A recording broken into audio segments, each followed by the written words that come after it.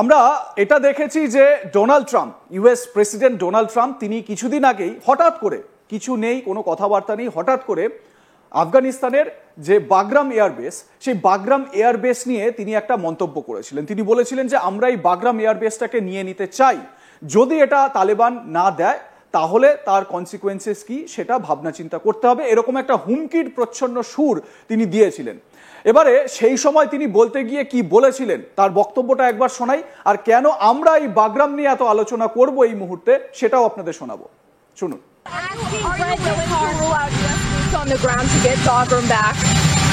We won't talk about that, but we're talking now to Afghanistan, and we want it back, and we want it back soon, right away. And if they don't do it, you're going to find out what I'm going to do. আপনাদের শোনালাম Donald ট্রাম্পের বক্তব্য Bagram airbase নিয়ে। আমরা বলছে যে find out করব কি কি করা যেতে পারে।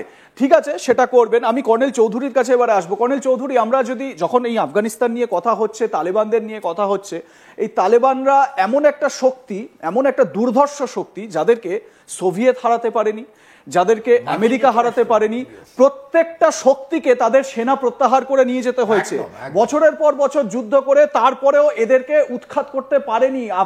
আফগানিস্তান থেকে তালেবানদের উৎখাত করা যায়নি। কিন্তু ভারতের যে কূটনীতি, ডিপ্লোমেসি এবং ভারতের যে সংস্কৃতির মধ্যে ডিপ্লোমেসি রয়েছে, বসুধৈব কুটুম্বকম, ভারত সেইটা করে যাচ্ছে। এবং কি ইন্টারেস্টিং যে তালেবানকে একেবারে বলে না যে মানে যত বেশি চটে তত বেশি পটে, একটা বাংলায় কথা রয়েছে, সেই এত চটে থাকা তালেবানদের ভারত খুব সুন্দরভাবে পটিয়ে নিয়েছে বলা যেতে পারে। এবং এই মুহূর্তে এই বাগরাম, মানে আমি এটাও বলছি কাবুল পর্যন্ত ভারত পৌঁছে গেছে।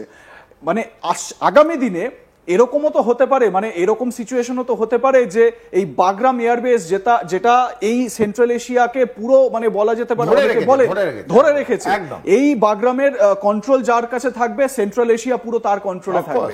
এই বাগরাম এয়ারবেসে ভারতীয় বায়ুসেনা সেখানে গিয়ে পৌঁছবে। দেখুন, এটা সময়ের অপেক্ষা। বাগরামে কবে ল্যান্ড করছে? মাজারে শরীফের খুব পাশেই হচ্ছে, একদম পাশে হচ্ছে এই বাগরাম এয়ারফোর্স বেস, একটা হিউজ এয়ারফোর্স বেস, যেটা যেমন আমরা আইনি এয়ারফোর্স বেসটা তৈরি করেছিলাম, বাগরাম এয়ারফোর্স বেস মার্কিন যুক্তরাষ্ট্র তৈরি করেছিল, তার রানওয়ে, বিভিন্ন হ্যাঙ্গার, আন্ডারগ্রাউন্ড শেল্টার্স, একটা হিউজ টাকা খরচা করে বাগরাম এয়ারফোর্স বেস তৈরি করেছিল।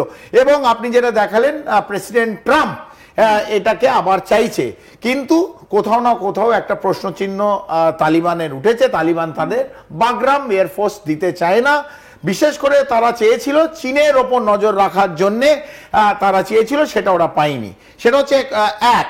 দ্বিতীয় হচ্ছে যে কালকে যদি বাগরামে আমাদের এয়ারফোর্স বেস তৈরি হয়, স্বপন, আমাদের যদি এয়ারফোর্স বেস কাল বাগরামে তৈরি হয়, তাহলে কমপ্লিট যে মধ্য এশিয়া বললে, এবং তার থেকে বড়, সবচেয়ে বড় যার ভয় সেটা হচ্ছে পাকিস্তান। কারণ পাকিস্তানের পশ্চিমে যদি জানে যে ভারত তার একখানা এয়ারফোর্স বেস তৈরি হচ্ছে, এয়ারফোর্স বেস তো only is not air force base, ওখানে আর্মি থাকবে, ওখানে every element of the forces will be there, এবং সেটা যখন থাকবে তো পাকিস্তানের যেটা আমাদের পশ্চিম অথবা পাকিস্তানের পূর্বে যেসব এলিমেন্ট আছে তাদের কিন্তু আস্তে আস্তে আবার সরিয়ে নিয়ে যেতে হবে ওই পাখতুয়ানা প্রভিন্সের দিকে, নর্থ ওয়েস্ট ফ্রন্টিয়ার প্রভিন্সের দিকে তাদের এলিমেন্ট সরাতে হবে পাকিস্তানকে।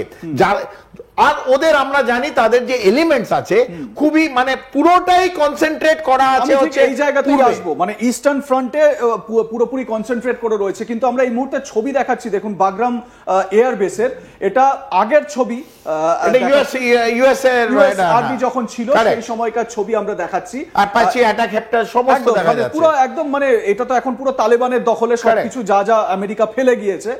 এরপরে ছবিটা কিরকম, এই মুহূর্তে বাগরাম এয়ারবেসের ছবিটা ঠিক কিরকম সেটাও আপনাদের দেখাবো। এই মুহূর্তের ছবি দেখুন, এই মুহূর্তে কিন্তু আবার তৈরি করা হচ্ছে, আবার রেডি করা হচ্ছে। কার জন্য রেডি করা হচ্ছে? কার জন্য রেডি? এটা একটা বড় প্রশ্ন চিহ্ন আজকে আজ তাক বাংলা তুলে দিল। আমার মনে হয় না কোনো যে লিডিং সংবাদ মাধ্যম এই ছবিও দেখাতে পারবে, এই প্রশ্ন চিহ্ন রাখতে পারবে যে এই বাগরাম এয়ারফোর্স বেস তৈরি করে রেডি করছে, কার জন্য রেডি হচ্ছে। এবং আমরা অলরেডি জানি এই নর্থ ওয়েস্ট ফ্রন্টিয়ার পাখতুয়ানা অথবা যে বর্ডার আফগানিস্তান আর পাকিস্তানে আছে সেটা কিন্তু অলরেডি টেন্স, অশান্ত।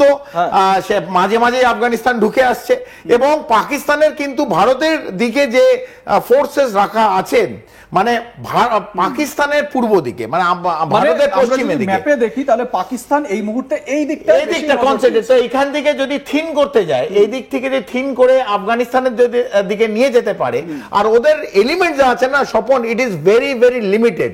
এইখান থেকে যে থিন আউট করবে টুয়ার্ডস আফগানিস্তান, এটাও উইক হবে, এটাও উইক হবে।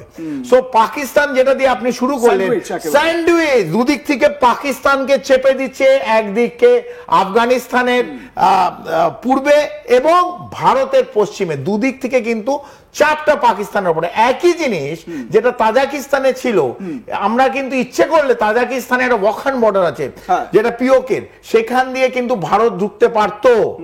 সেখান থেকে কিন্তু ভারত পাকিস্তানে যে কোনো সময় সারফেস টু সারফেস মিসাইল অথবা air to surface missile use করতে পারতো, আইনি এয়ারবেস যেটা ছিল। এবং তার জন্য পাকিস্তানের কিন্তু একটা ভয় ছিল। এবং কখন এই যে তাজাকিস্তান থেকে পাকিস্তানের দিকে ঘুরে যাবে মুখ, সেটা কিন্তু পাকিস্তানের সবসময় একটা চিন্তা ছিল।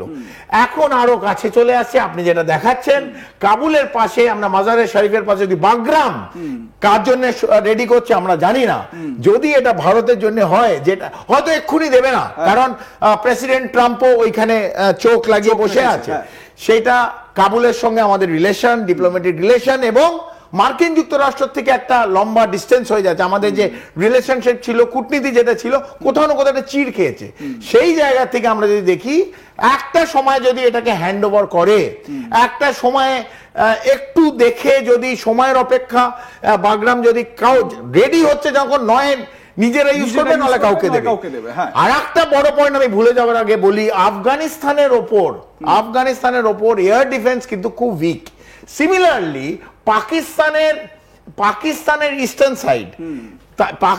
ইস্টার্ন সাইডেও কিন্তু এয়ার ডিফেন্স ভেরি উইক। আমি যদিও ভারতের সঙ্গে যে পিওকে এবং বর্ডার আছে সেখানটা স্ট্রং হলো, নর্থ ওয়েস্টার্ন ফ্রন্টিয়ার প্রভিন্সে কিন্তু একদম উইক। সেই জায়গাটা যদি ভারত যা ভাবে, যদি বাগরামের ওপর থেকে উড়েও বালুচ অথবা পাখতুয়ানায় যদি কিছু অ্যাকশন করে, সেটা না পাকিস্তান বুঝতে পারবে, না আফগানিস্তান বুঝতে পারবে। এক। দ্বিতীয়ত, আবার আমরা ঘুরিয়ে নিয়ে যাই 2011। কেন বললাম, আপনি বললেন এটা আপনি কিরকম করে বলছেন, 2011 কে ঢুকেছিল আবোটাবাদে রাত্রির বেলা 1:30টার সময়? 2011 এবং আমেরিকা ঢুকেছিল। কি কোথা দিয়ে ঢুকেছিল? আফগানিস্তানের উপরে ঢুকেছিল। কেউ জানতে পারেনি, আফগানিস্তান জানতে পারেনি, পাকিস্তান, কারণ তাদের এয়ার ডিফেন্স নেই, তাদের এয়ার ডিফেন্স ছিল না। এবং একটি লোকের কলার ধরে মেরে তাকে তুলে নিয়ে আটলান্টিক ওশানে ফেলে দিয়েছিল। তার নাম হচ্ছে ওসামা বিন লাদেন, এবং তাকে তুলেছিল আবোটাবাদ থেকে।